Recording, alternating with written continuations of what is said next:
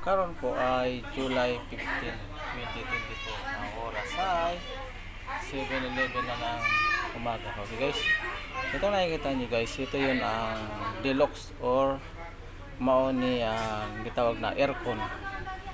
So sa ato pa, kung bibli ka lang pag-usapan natin, itong aircon na ito yung tinatawag na langit. Napakasarap ng buhay dito sa langit dahil malamig. Pero pag lumabas ka na sa langit doon, so hindi na siya aircon, so impyerno na yon. So kung bibli ka lang pag-usapan natin, napakahirap pumasok sa langit. So napakahirap, dadaan ka muna ng butas ng karayom bago ka makapasok ng langit. Pero dito sa impyerno, walang kahirap-hirap dito. Lahat ang gusto mong gawin, magagawa mo. Ito ang siyempre wala ka na sa langit eh. Ayan.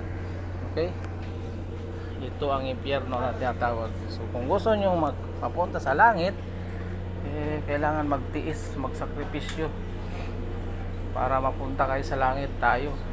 Pero kung ayaw nyo punta sa langit, impyerno, wag na kayo magsakripisyo or wag na kayo magtiis. Ay sa impyerno nandito lahat. Ang sakit at hirap. Sa langit puro sarap. Yan ang ating tandaan. Tapos itong dagat, yan ang tinatawag na dagat-dagatang apoy.